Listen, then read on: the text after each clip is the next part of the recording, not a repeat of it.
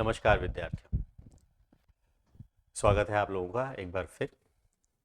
जैसा कि आप पीछे थंबनेल में देख रहे हैं, आज हम पढ़ेंगे गुप्तकाल भाग 3। इससे पहले पार्ट 1 व पार्ट 2 में हम पढ़ चुके हैं गुप्त वंश के संस्थापक श्रीगुप्त के बारे में, घटोत्कच के बारे में, समुद्रगुप्त के बारे में कि समुद्रगुप्त ने किस प्रकार अपने अभियान किए, और समुद्रगुप्त के बाद रामगुप्त जो कि नाम मात्र के शासक रहे और जिन्हें गद्दी से हटाया था चंद्रगुप्त विक्रमादित्य ने। चंद्रगुप्त विक्रमादित्य के बारे में हमने देखा कि उनके दरबार में 9 रत्नों की मंडली थी। शपणक, शंकु, घटकरपर, वराह, मिहिर, वर, रुचि, बेताल, भट्ट, कालिदास, अमर सिंह और धनवंतरी। शकों को हराया, शकारी की उपाधि ली, विक्रमादित्य की उपाधि ली, चांदी के सिक्के चलाए। हालांकि 8 प्रकार के सिक्के चलाए थे, जो हम बात कर लेंगे सिक्कों पे। अब चंद्रगुप्त सेकंड के काल में चीनी यात्री आया था फाइयान। फाइयान का यात्रा वृत्तांत जो है फूक वोकी में मिलता है, यानी कि उसकी पुस्तक है। और फाइयान ने अपने यात्रा वृत्तांत में कहीं भी चंद्रगुप्त सेकंड के नाम का उल्लेख नहीं किया। ये वार्ता हो चुकी थी। एक मैप के माध्यम से मैं थोड़ा सा आपको दिखा देता हूं कि गुप्त साम्राज्य, तो अगर देखें तो ये जो आप हिस्सा देख रहे हैं ये है गुप्त साम्राज्य। देखिएगा, गुप्त साम्राज्य की अगर हम बात करें तो गुप्त साम्राज्य की चंद्रगुप्त सेकंड के काल में 2 राजधानियां हैं। एक राजधानी जो थी उसका नाम था उज्जैन, और एक राजधानी जो थी उसका नाम था पाटलिपुत्र। इधर ये सिंधु नदी के आसपास चिनाब नदी का क्षेत्र है, यहां तक जीता था चंद्रगुप्त सेकंड ने। यहां पर कुषाणों का राज्य, और ये मैंने आपसे चर्चा की थी वाकाटक, तो ये है वाकाटक वंश। अब अगला जो हमारा शासक है आज की क्लास में, आज हम शासकों को कंप्लीट करेंगे। 2 शासक बहुत इंपॉर्टेंट है जो याद रखने की जरूरत है, एक कुमारगुप्त प्रथम और एक स्कंदगुप्त। इसके अलावा हम फिर कला और साहित्य वाले टॉपिक पर आ जाएंगे। तो हेडिंग डाल लेते हैं हम गुप्त शासकों में। आज की बात करें तो पहले तो शासक हैं जिनका नाम है कुमार गुप्त प्रथम।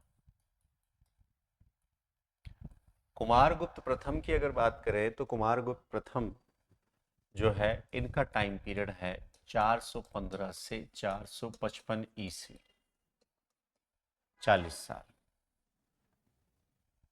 एक चीज, कुमारगुप्त की अगर बात करें तो कुमारगुप्त के सर्वाधिक अभिलेख हैं। पहला ही सवाल, किस गुप्त शासक के सर्वाधिक अभिलेख मिले हैं? तो आप बताएंगे कि कुमारगुप्त के सर्वाधिक अभिलेख मिले हैं, और इन अभिलेखों की संख्या जो है वो है 18। यानी कि आपको 1-2 अभिलेख तो याद करने पड़ेंगे। फिर कुमारगुप्त के द्वारा सिक्कों का भी प्रचलन कराया गया। ठीक है, अब सिक्कों का जो प्रचलन कराया गया, तो सिक्कों में भी अगर आप देखेंगे तो कुमारगुप्त के सिक्के सर्वाधिक हैं, तो सिक्के भी सर्वाधिक। 2 चीज आपको ध्यान में रखना, एक सिक्के और एक अभिलेख। इसके अलावा कुमारगुप्त की उपाधि, अब अभी तक आपने देखा कि एक की उपाधि मिलती है धरणीमंद, एक की उपाधि मिलती है विक्रमांक। अब यहाँ 2-3 उपाधि आपको याद रखनी है, क्योंकि सारी उपाधियां याद रखेंगे तो दिक्कत होगी। एक उपाधि याद रखिए श्री महेंद्र, और एक उपाधि याद रखिएगा महेंद्रादित्य। तो मैं ज्यादा उपाधियां नहीं बता के एक श्री महेंद्र,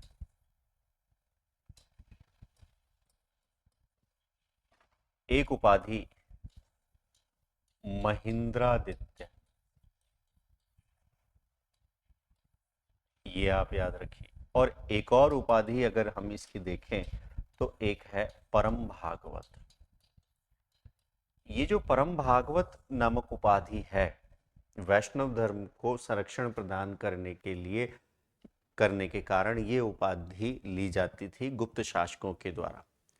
तो सर्वाधिक अभिलेख है, तो सर्वाधिक अभिलेख है तो हो सकता है कि आपसे ये पूछे कि किस अभिलेख में परम भागवत की उपाधि मिलती है, तो आप बताएंगे गढ़वा अभिलेख। गढ़वा एक जगह का नाम है और गढ़वा अभिलेख में जो उपाधि मिलती है उसका नाम है परम भागवत। इतना सा ध्यान रखिए। अब बात करते हैं अभिलेखों की। ठीक है, तो पहला अभिलेख है बिलसड़ अभिलेख, और बिलसड़ अभिलेख में गुप्त संवत 96 लिखा गया है। तो आइए कुमारगुप्त के अभिलेख।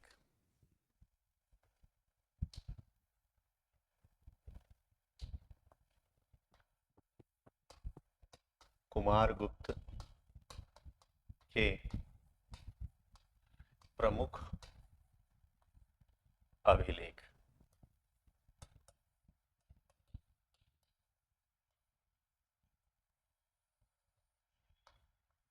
प्रमुख अभिलेख, इस प्रमुख अभिलेख में अगर हम बात करें तो पहला है विल्सड़ अभिलेख। अब विल्सड़ अभिलेख जो है, जगह का नाम है विल्सड़। ठीक। एक तो ध्यान रखिएगा यहां से क्या जानकारी मिलती है, तो आप बताएंगे गुप्त शासकों की वंशावली।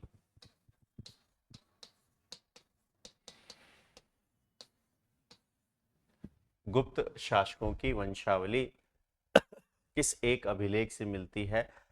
विल्सड़ अभिलेख से। और कुमारगुप्त जो था ये गद्दी पर बैठा था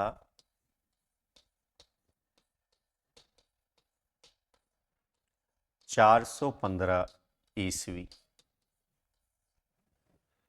अगर मैं विल्सड़ अभिलेख की बात करूं तो विल्सड़ अभिलेख में तिथि मिलती है गुप्त संवत। याद करिए गुप्त संवत। गुप्त संवत किसने चलाया था? तो गुप्त संवत चलाया था चंद्रगुप्त प्रथम ने, और 319 में। तो गुप्त संवत 96 की तिथि मिलती है गद्दी पर बैठा। अगर आप देखें तो 415 यानी 319 प्लस 96, तो 319 प्लस 96 जो है अगर आप देखेंगे तो आपको दिखेगा 415। 415 यानी कि गुप्त संवत 96। बोले कैसे? 319 प्लस 96, और कुमारगुप्त का समय क्या है? तो कुमारगुप्त का समय है 415 से 455। यानी कि जो भी शासक गद्दी पर बैठता था अपने बैठने की तिथि को पॉइंट आउट कर देता था। अब आइए अगला हम देखते हैं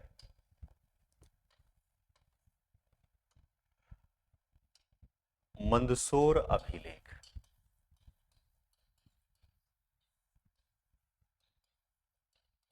मंदसौर अभिलेख। अब ये जो मंदसौर अभिलेख है इसे आप प्रशस्ति के रूप में भी जानते हैं, इसलिए कहते हैं मंदसौर प्रशस्ति।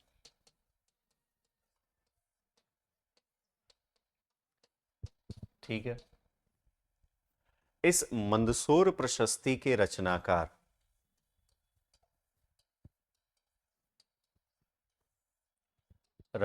का नाम है वत्स भट्टी। वत्स भट्टी। तो मंदसौर प्रशस्ति के रचनाकार कौन है? वत्स भट्टी। क्या जानकारी मिलती है? तो सिंपल सी बात, तंतुवाय। बोले तंतुवाय क्या है? तो तंतुवाय श्रेणी के द्वारा सूर्य मंदिर के निर्माण का उल्लेख है। इतना सा ध्यान रखना है। तंतुवाय श्रेणी के द्वारा सूर्य मंदिर के निर्माण का उल्लेख। बोले तंतुवाय मतलब, तंतुवाय से मतलब है रेशम बुनकर। तो रेशम बुनकरों की एक श्रेणी, रेशम बुनकर,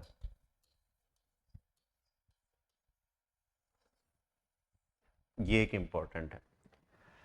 रेशम बुनकर, देखिए गुप्त काल में सबसे टॉप पोजीशन पर जो उद्योग था वो वस्त्र उद्योग था, और वस्त्र उद्योग में भी रेशम, और रेशम बुनकरों को कहा जाता था तंतुवाय, व्यापारियों के समूह को कहा जाता था श्रेणी, प्रधान व्यापारी को कहा जाता था श्रेष्ठिन। श्रेणी श्रेष्ठिन, ये ध्यान रखिएगा। अब प्रधान व्यापारी जो कि श्रेष्ठिन है, आगे चलकर आगे देखें तो एक शब्द आता है सेठ। तो इतना पैसा था इन तंतुवाय यानी कि रेशम बुनकरों की श्रेणी के पास कि इन्होंने सूर्य मंदिर का निर्माण करा दिया। तो सवाल बन सकता है, ध्यान रखिएगा, उतार लीजिए। अगला है करमदंडा अभिलेख, तीसरा।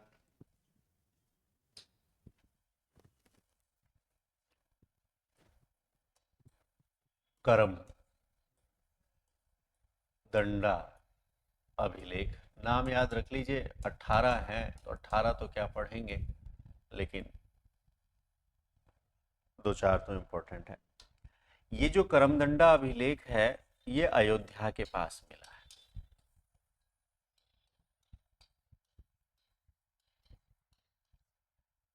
ये कुमारगुप्त का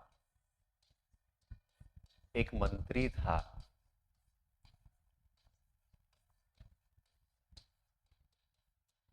जिसका नाम था पृथ्वीशैन, और पृथ्वीशैन के द्वारा ये करमंदा अभिलेख स्थापित कराया गया।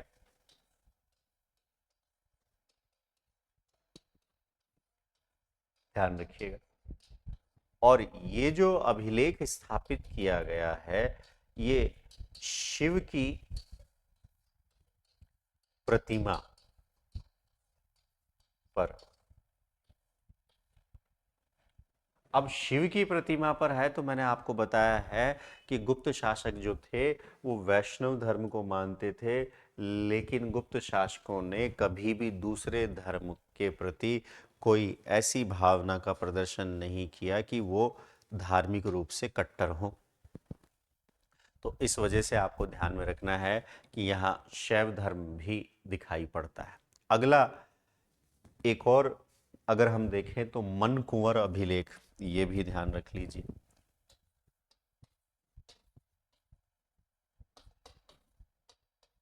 मन कुंवर अभिलेख,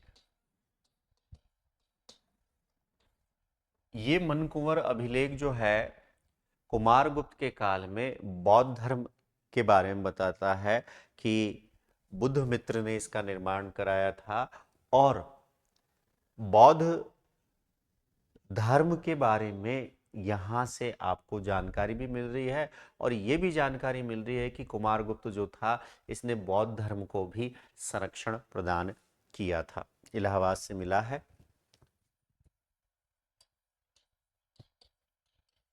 इलाहाबाद से प्राप्त। फिर बुद्ध की प्रतिमा पर है, और बौद्ध अनुयायी,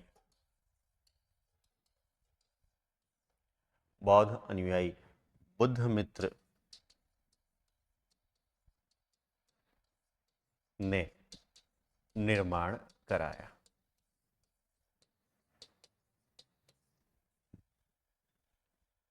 इसके बाद अगर देखें तो एक इंपॉर्टेंट है, अगर आप देखें तो बांग्लादेश, वर्तमान बांग्लादेश से प्राप्त। तीन तो आपको चार तो आपको ये ध्यान में रखने की आवश्यकता है। पहला विल्सण, दूसरा मंदसौर, तीसरा अगर हम देखें तो करमदंडा अभिलेख, और चौथा है मनकुंवर अभिलेख।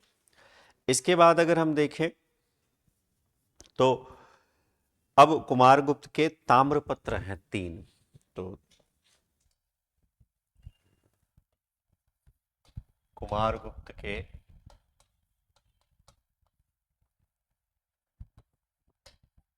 ताम्रपत्र,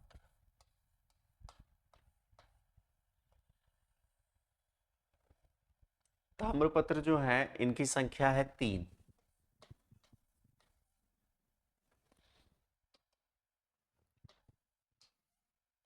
और ये जो है ये मिले हैं बांग्लादेश। पहला है धनदेह ताम्र।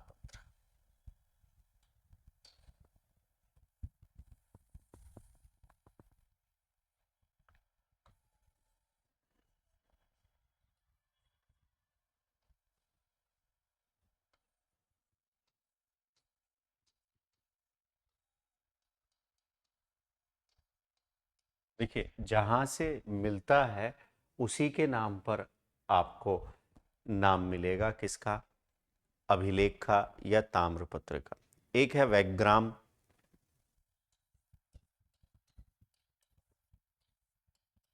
ताम्रपत्र, और एक है दामोदरपुर ताम्रपत्र। अब गौर से देखिए साहब, तीनों ही ताम्रपत्र जो है एक प्रकार से देखा जाए तो आपके बांग्लादेश से मिले हैं और भूमिदान का उल्लेख मिलता है। तो ध्यान रखिएगा, यहां से भूमिदान का उल्लेख है,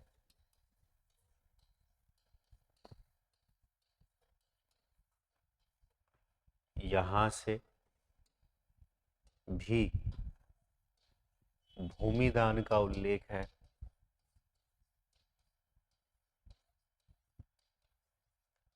और यहाँ एक जगह जिसका नाम है पुंडरीवर्धन, जो मैंने आपको पिछली कक्षा में बताया था, तो इस दामोदरपुर को एक प्रकार से कहा गया है पुंड्रवर्धन।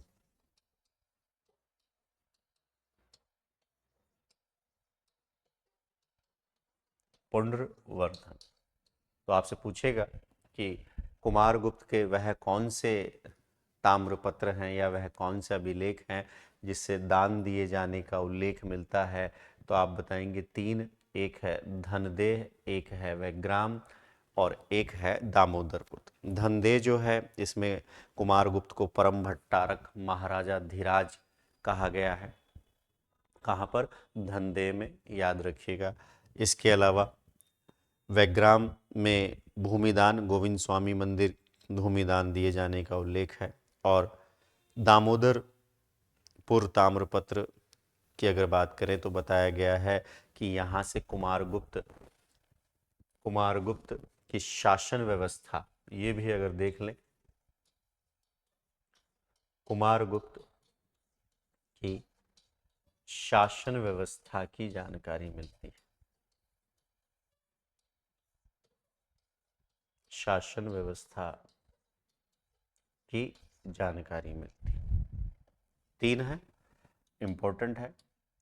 अब कुमारगुप्त के काल में शिक्षा के ऊपर विशेष काम हुआ। कुमारगुप्त के काल में नालंदा विश्वविद्यालय की स्थापना हो रही है, ये एक इंपॉर्टेंट है।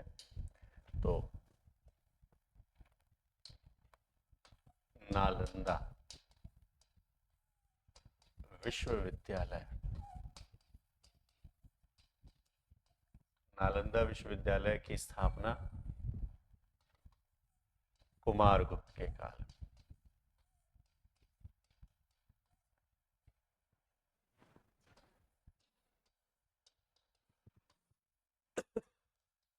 इसका अन्य नाम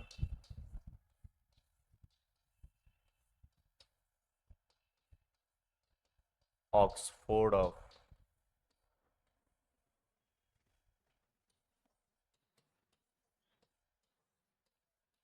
महायान बौद्ध। ये जो नालंदा विश्वविद्यालय है, इस नालंदा विश्वविद्यालय में एक पुस्तकालय था। ये पूछा गया है प्रश्न, और इस पुस्तकालय का नाम था धर्मगंज, और इसके 3 भाग थे।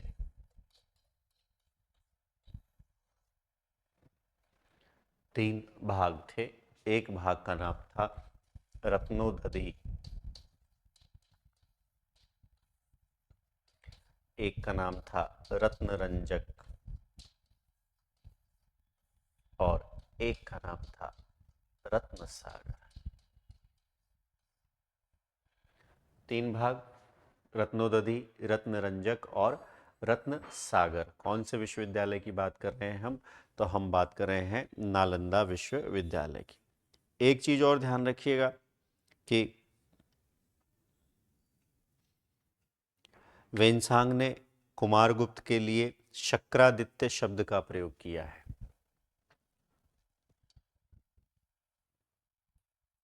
वेनसांग ने कुमारगुप्त के लिए शक्रादित्य शब्द का प्रयोग किया है।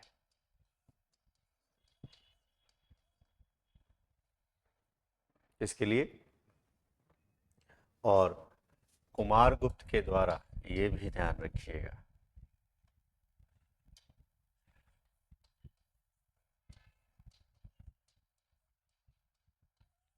कुमारगुप्त के द्वारा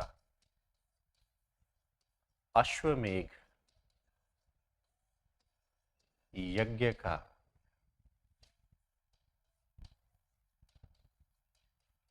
आयोजन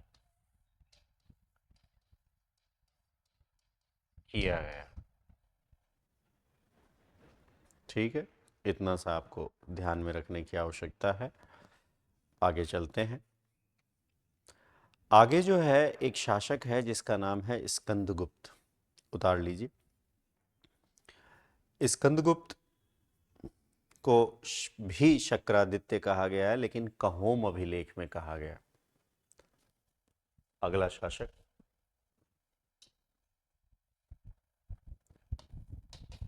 स्कंदगुप्त।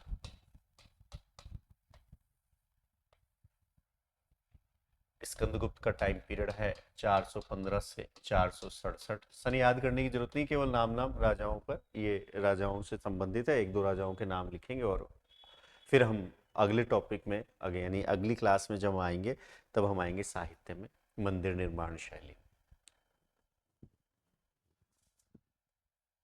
अगर हम बात करें तो उपाधि, इसकी भी उपाधि मिलती है साहब शक्रादित्य। और शक्रादित्य जो इसकी उपाधि मिलती है, ये मिलती है कहोम अभिलेख।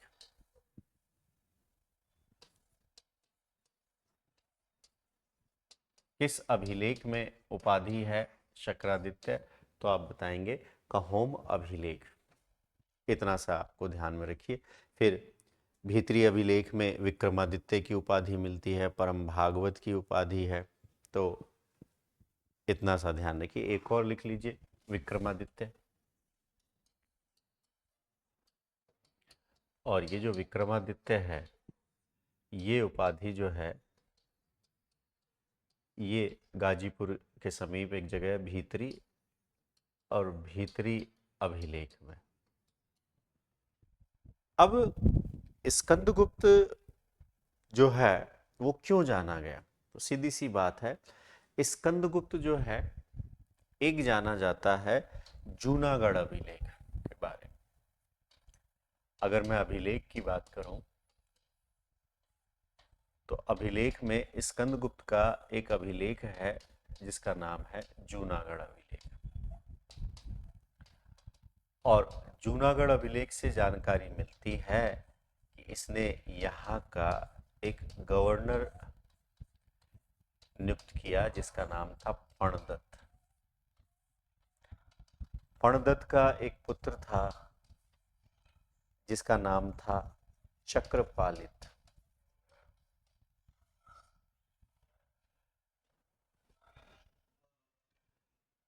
ठीक है। देखिए, स्कंदगुप्त उपाधि, उपाधि चक्रादित्य, विक्रमादित्य। स्कंदगुप्त का एक अभिलेख है जूनागढ़। जूनागढ़ अभिलेख से जानकारी मिलती है कि इस क्षेत्र का गवर्नर था फणदत्त। सबसे योग्य व्यक्ति मानता था स्कंदगुप्त फणदत्त को।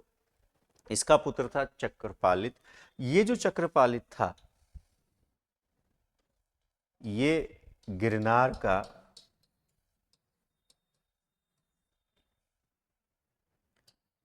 गिरनार का नगर सेठ था।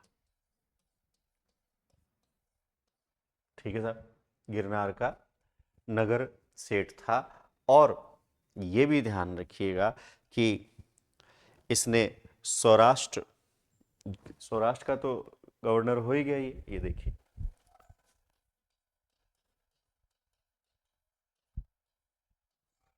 तो ये जो चक्रपालित है, यहां पर एक झील थी जिसका नाम है सुदर्शन झील। आपको बता दूं कि इस सुदर्शन झील का निर्माण मौर्य शासक चंद्रगुप्त मौर्य ने कराया था। सुदर्शन झील को आगे ठीक कराने का श्रेय अशोक को भी दिया जाता है। और सुदर्शन झील से जुड़ा हुआ एक शासक और है जिसका नाम है स्कंदगुप्त। तो मैंने कहा स्कंदगुप्त का एक अभिलेख है जिसका नाम है जूनागढ़ अभिलेख। जूनागढ़ अभिलेख जो है उसके गवर्नर का नाम है पणदत्त। इसका एक बेटा था जिसका नाम था चक्रपालित जो कि गिरनार का नगर श्रेष्ठ सेठ था। और यहां से जानकारी मिलती है कि इस सुदर्शन झील की अगर बात करें तो सुदर्शन झील की जो बांध है उससे संबंधित बात आती है कि उसका पुनर्निर्माण कराया गया। इस अभिलेख से सुदर्शन झील के बांध का पुनर्निर्माण या उसके टूटने का उल्लेख मिलता है। सुदर्शन झील के बांध के टूटने का उल्लेख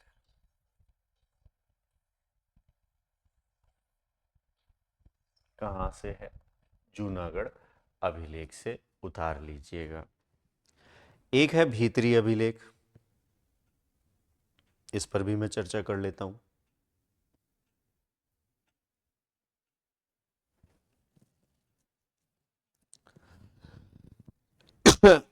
उतारिए भीतरी अभिलेख।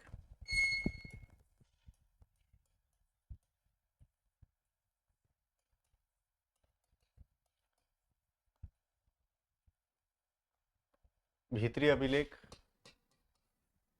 गाजीपुर यूपी। एक जाति पाई जाती थी, उस जाति का नाम था पुष्यमित्र।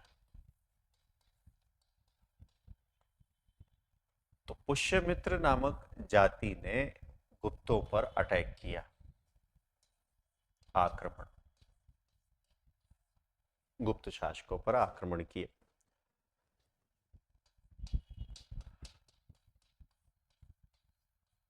ठीक है साहब। जब आक्रमण किया तो उस समय गुप्त शासक जो थे उनका नाम था कुमारगुप्त। कुमारगुप्त ने अपने युवराज स्कंदगुप्त को भेजा।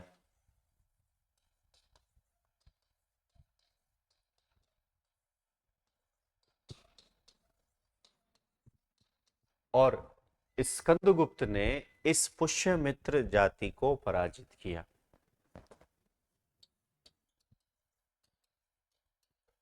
स्कंदगुप्त ने इस पुष्यमित्र को पराजित किया। तो इसको जो ये पराजित किया है, इसकी जानकारी कहाँ से मिलती है? तो आप बताएंगे। इसकी जानकारी मिलती है भीतरी अभिलेख से। उतार लीजिए, ठीक है। और इसी के बाद अगर आप देखें तो स्कंदगुप्त के द्वारा इसी अभिलेख में जानकारी मिलती है कि स्कंदगुप्त ने उपाधि ली विक्रमादित्य की, ठीक है। एक और चीज याद रखिएगा कि स्कंदगुप्त के काल में हुणों का आक्रमण हुआ, ठीक है। एक इंपॉर्टेंट और है, ये भी ध्यान रखिए, हुणों का आक्रमण।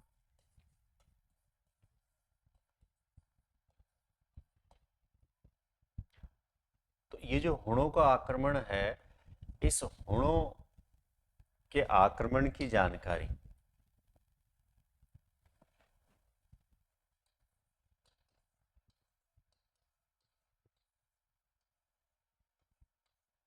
स्कंदगुप्त के एक तो मिलती है भीतरी अभिलेख से, और हुण आक्रमण की जानकारी अगर देखें तो जूनागढ़ अभिलेख से भी मिलती है। ये भी ध्यान रखिएगा, जूनागढ़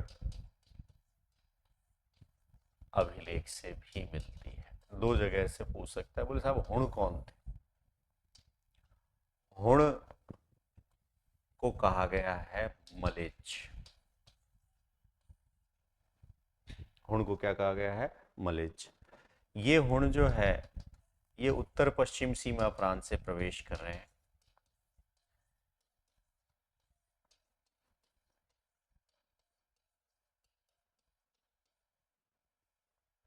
उत्तर पश्चिम सीमा प्रांत में प्रवेश कर रहे हैं। इसके बाद हुण नेता था जिसका नाम था खुशनवाज। ये एक इंपॉर्टेंट शब्द याद रखिए। हुण नेता कौन था? तो खुशनवाज था। और इस खुशनवाज को स्कंदगुप्त ने पराजित किया था।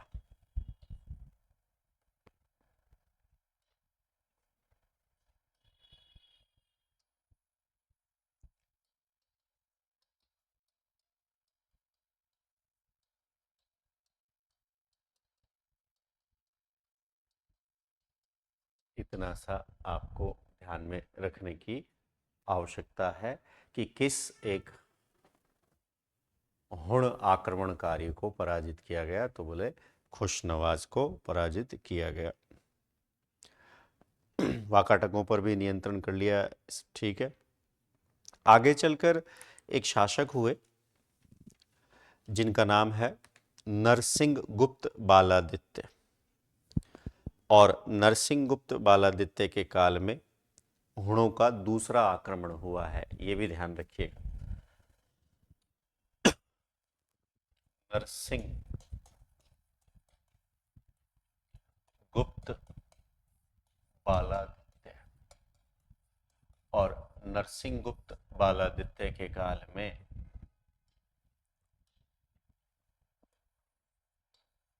हुणों का आक्रमण हुआ और ये हुण आक्रमणकारी जो था उसका नाम था मिहिरकुल।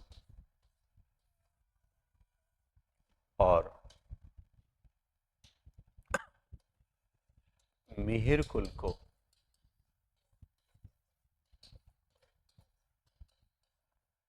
नरसिंह गुप्त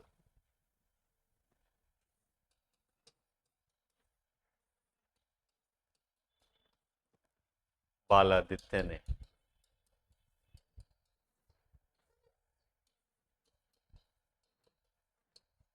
बंदी बना लिया।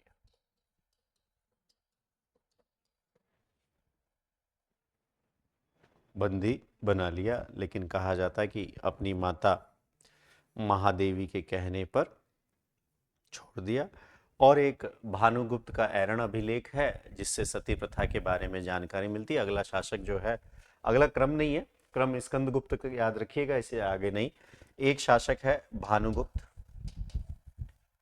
ठीक है, मालवा का शासक था। और भानुगुप्त का एक 510 ईस्वी का ऐरण अभिलेख है। और इस ऐरण अभिलेख में सती प्रथा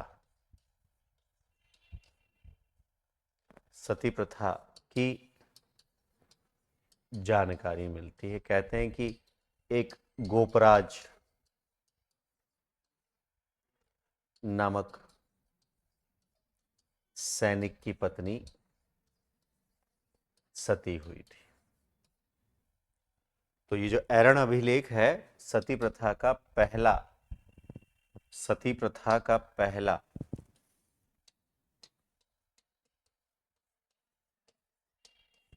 का पहला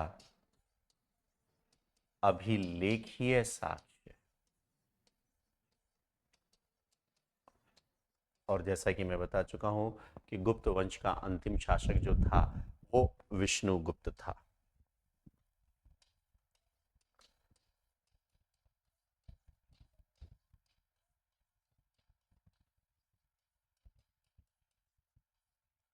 अंतिम शासक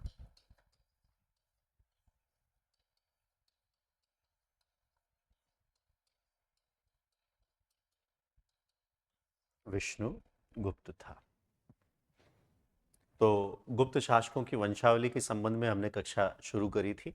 एक दो फैक्ट हैं। अगली क्लास जो मैं आपके लिए लेकर आऊंगा उस क्लास में हम कला और साहित्य पर चर्चा करेंगे, मंदिर निर्माण शैली पर चर्चा करेंगे, नागर शैली पर चर्चा करेंगे, एकायतन शैली पर चर्चा करेंगे।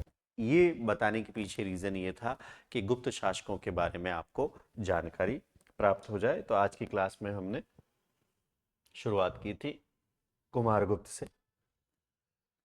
एक दो उपाधियां हैं जो आपको ध्यान में रखने की आवश्यकता है। सर्वाधिक अभिलेख हैं जिनकी संख्या 18, ठीक है। फिर आगे बढ़ें तो एक विल्सण, एक मंदसौर अभिलेख जिसे प्रशस्ति के नाम से भी जानते, एक करमदंडा और एक मनकुंवर, दो, चार हो गए। फिर ताम्रपत्र भी आपको ध्यान में रखने हैं, 3।